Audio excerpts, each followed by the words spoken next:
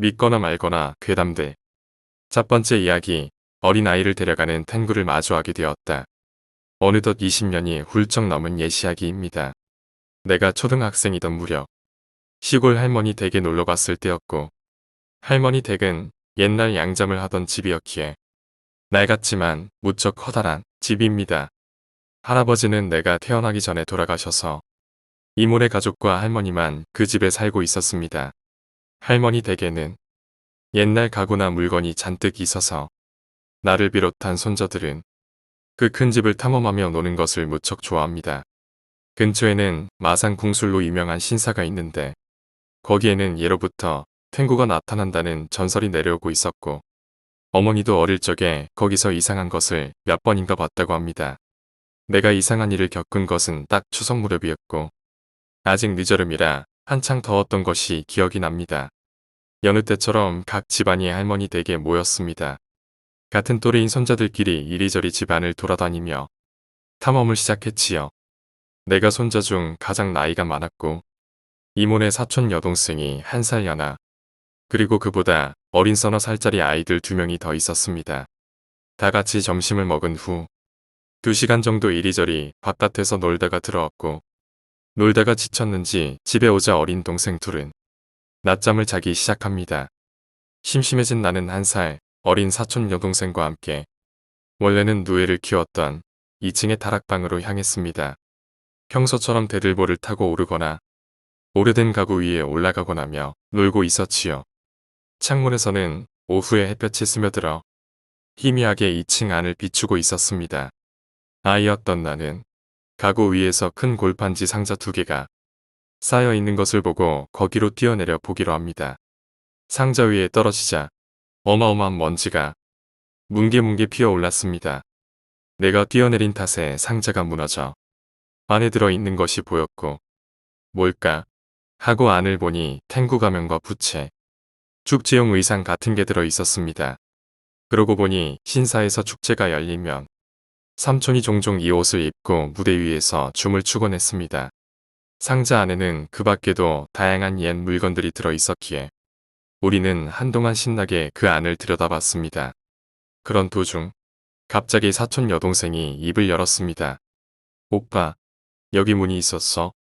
문이라니 무슨 소리인가 싶었고 할머니 댁은 몇 번이고 탐험했지만 이런 곳에 문이 있는 것을 본 적이 없었습니다.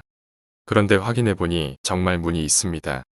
아무래도 내가 뛰어내린 골판지 상자가 무너지는 바람에 숨겨져 있던 문이 나타난 것 같았습니다. 호기심 덩어리였던 나는 길을 막는 상자들을 치우고 그 문을 조심스레 열어봅니다. 그것은 천장과 지붕 사이의 공간과도 같은 곳이었지만 안에는 아무것도 없었습니다. 아니, 자세히 보면 가장 안쪽 벽에 무엇인가 붙어 있었지요.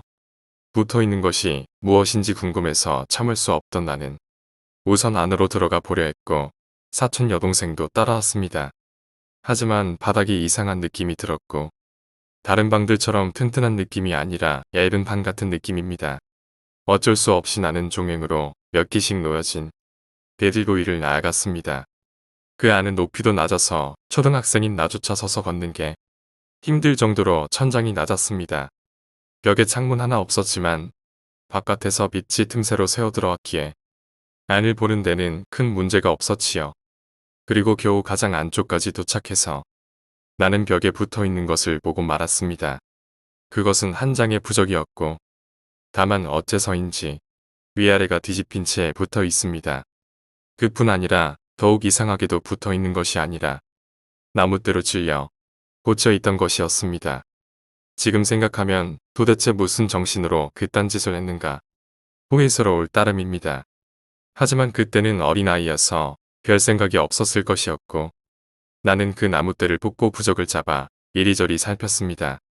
상당히 오래된 것이라고 알 수 있었지만 어려운 한자로 써 있었기에 읽을 수가 없습니다. 그리고 나뭇대는 아무래도 화살인 듯 했습니다. 그때 갑자기 쿵쿵쿵 하는 뭔지 알 수 없는 큰 소리가 갑작스레 들렸고 나와 사촌동생 둘 다 깜짝 놀라게 됩니다. 그 소리는 마치 어른이 걷고 있는 것 같은 소리였습니다. 누가 2층에 올라왔나 싶었지만 무언가 이상했고 그 소리는 우리가 서 있는 바닥 밑에서 나는 것입니다. 아래층 방에서 뭐가 부딪히는 소리인가 싶었지만 분명히 누군가의 걸음 소리였습니다. 천장을 거꾸로 걷는다니 만화나 애니메이션에서 비슷한 장면을 본 적은 있었죠. 하지만 당장 들려오는 소리는 그런 것과는 완전히 다른 현실 그 자체였고 사촌 여동생은 겁에 질려 울고 있었습니다. 다른 건 모르겠지만 우선 도망쳐야겠다는 것만은 절실히 느끼게 됩니다. 나는 떼어낸 부적과 화살을 주머니에 넣고 사촌 여동생의 손을 잡고 대들보를 건너며 입구로 향합니다. 최대한 소리를 내지 않으려 조심하면서 그 발소리는 아무래도 바닥 밑을 이리저리 걸어 다니는 것 같았습니다. 마치 무언가를 찾고 있는 듯 했지요. 그리고 그때 주머니에서 화살이 떨어져 바닥에 부딪히고 말았습니다. 큰일 났다고 생각하는 것과 동시에 쿵쿵쿵하고 발소리가 다가왔고 바로 우리 밑에 있다는 것이 느껴집니다. 헉헉대는 숨소리와 손톱 같은 것으로 바닥을 세게 긁는 소리마저 들려왔습니다. 견딜 수 없이 두려웠고 사촌 여동생은 너무 무서운 나머지 눈만 뜨고 온몸이 굳어 있었지요. 그런데 그때 바닥의 한 곳에 눈이 갑니다. 바닥에 직경 3cm 정도의 작은 구멍이 나 있던 것이었습니다. 아무래도 밑에 있는 놈은 거기를 통해 필사적으로 우리를 보려는 듯 했고 입구까지는 아직 10m 정도가 남았지만 이대로 제대로 도망칠 수 있을지 알 수 없었습니다. 그렇게 생각한 나는 마루에 떨어진 화살을 주워 천천히 그 구멍으로 다가갑니다. 당장이라도 심장이 파열될 것만 같았지만 조심스레 나는 그 구멍을 바라봅니다. 눈과 눈이 마주쳤고 뭐라 형언할 수도 없는 비명을 지르고 정신을 차려보니 이미 그 구멍에 화살을 찔러넣고 있었습니다. 바로 발밑에 있던 무언가가 바닥으로 떨어지는 소리가 났지요. 지금이다 싶어서 사촌 여동생의 손을 잡고 입구까지 빠르게 달려갑니다. 그리고 문 밖으로 나오자마자 문을 닫고 골판지 상자로 문을 가렸습니다. 그 후에도 공포 때문에 나와 동생 모두 한동안 아무 말도 못하고 굳어 있었죠. 어느새 창문에서 들어오는 빛은 노을색이 되어 있었고 아래층에서 들려오는 어머니의 저녁 먹으라는 말에 겨우 나는 정신을 차렸습니다. 계단을 내려가며 주머니에 손을 넣어봤지만 이상하게도 부적은 없었지요. 울고 있는 사촌 여동생을 보고 어머니는 동생을 또 울렸냐고 하셨습니다. 저녁은 먹었지만 무슨 정신이었는지도 모를 지경이었습니다. 도대체 그건 무엇이었을까? 그렇게 큰 소리를 내며 떨어졌는데 아래층에서는 아무도 눈치채지 못했던 걸까?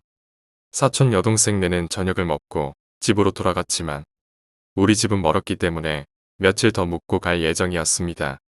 그날 밤은 무서워서 잠도 제대로 못 잤고 다음날 아침 할머니에게 이야기를 털어놓고 물어보게 됩니다. 하지만 할머니는 그런 방은 전혀 모른다는 대답뿐이었고 삼촌 역시 모른다고 했습니다. 그럴 리 없다며 할머니를 데리고 2층 다락방으로 가서 골판지 상자를 치웠습니다. 하지만 아무리 상자를 치워도 문은 나타나지 않았고 나는 머리가 멍해져서 한동안 어제 있었던 일은 거짓말이 아니라고 마구 이야기했습니다.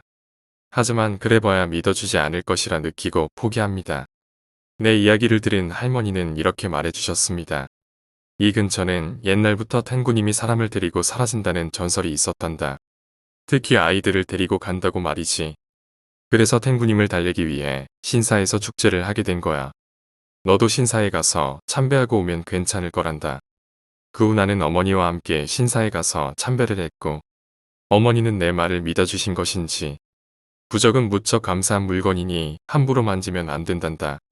라고 가르쳐 주셨습니다. 어머니도 어릴 적에 탱구를 만났었지만 어째서인지 자신을 데려가지는 않았다는 이야기도 해주십니다. 시간이 흘러 사촌 여동생과는 몇 년 전 다른 친척의 결혼식에서 만났지만 그 사건에 대해서는 완전히 잊고 있는 듯 했습니다. 지금도 그 방과 마루 밑에 있던 것이 무엇이었는지는 알 수가 없습니다. 두 번째 이야기, 몰래 쳐다보는 여자아이. 후배에게 들은 이야기입니다. 후배는 사형제의 막내인데 첫째 형이 겪은 일이라고 합니다. 그 형이 초등학교 저학년 무렵의 일이었습니다. 어느 날 형은 친구 몇 명과 함께 근처 공터에서 야구를 하며 놀고 있었지만 공터 주변은 잡목림으로 둘러싸여 어슴푸레했습니다. 야구를 하던 형이 문득 숲 쪽으로 눈을 돌리자 누군가가 이쪽을 바라보고 있었지요.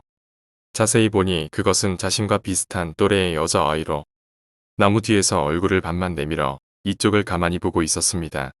모르는 아이였지만 계속 이쪽을 보고 있었기에 형은 혹시 같이 놀고 싶은 건가 라고 생각합니다. 그래서 친구에게 이야기하고 여자아이에게 다가가 함께 놀자고 말을 건네기로 했습니다. 야구를 그만두고 숲으로 다가간 후 변함없이 그 자리에 있던 여자아이에게 같이 놀자고 말을 걸었죠. 그러자 여자아이는 나무 뒤로 쏙 숨어버렸습니다. 형은 여자아이가 부끄럼을 타는 것으로 생각하고 나무 뒤편을 보기 위해 몸을 내밀었지만 거기에는 아무도 없었고 이상하다 싶어 근처를 둘러보자 조금 떨어진 나무 뒤편에서 아까처럼 얼굴을 반만 내민 여자아이가 이쪽을 보고 있었습니다. 형은 다시 말을 걸려고 여자아이에게 다가갔지만 여자아이는 또 나무 뒤로 숨어버립니다. 여전히 나무 뒤에는 아무도 없었고 다들 모여 나무 주변을 찾았지만 여자아이는 없었습니다. 그런데 또 저편 나무 뒤에서 여자아이가 자신들을 바라보고 있었고 다시 가까이 가봐도 얼굴을 숨기고 나무 뒤를 보면 온데간데 없었죠. 게다가 여자아이가 움직이는 모습은 아무도 보지 못했는데 어느샌가 다른 나무 뒤에 있었습니다. 그런 일이 몇 번이고 거듭되니 형과 친구들도 슬슬 기분이 나빠졌고 누군가 한 명이 돌아가자고 말을 꺼내자 다들 집에 가려 해서 여자아이는 내버려 두고 돌아가기로 합니다. 돌아가는 길 뭔가 기분 나빴다고 이야기하고 있는데 친구 중 한 명이 갑자기 소리를 질렀습니다. 그 녀석은 뒤를 보며 저거 라며 무언가를 가리키고 있었고 다들 뒤를 돌아보니 아까 그 여자아이가 전봇대 뒤에 숨어서 얼굴을 반만 내밀고 있습니다. 이제 기분 나쁜 수준을 넘어 다들 겁에 질렸기에 도망치자는 누군가의 외침을 시작으로 다들 달리기 시작했습니다. 그런데 앞으로 바라보니 분명히 아까 전까지 뒤에 있었던 여자아이가 앞에 있는 전봇대에서 얼굴을 반만 내민 채 자신들을 바라보고 있었죠. 도저히 있을 수 없는 일이었고 살아있는 사람이 아니라는 것을 느꼈습니다. 형과 친구들은 패닉에 빠져 비명을 지르며 불불이 흩어져 도망칩니다. 형은 눈을 감은 채 전봇대 옆을 지나 전속력으로 집까지 달려간 후 벽장에 틀어박혀 부모님이 돌아올 때까지 거기서 내내 울고 있었다고 합니다. 집에 들어가는 순간에 뒤돌아봤는데 거기에도 있던 거야. 전봇대 뒤에서 또 쳐다보고 있었어. 그 이후 그 여자아이는 두 번 다시 보지 못했다고 합니다.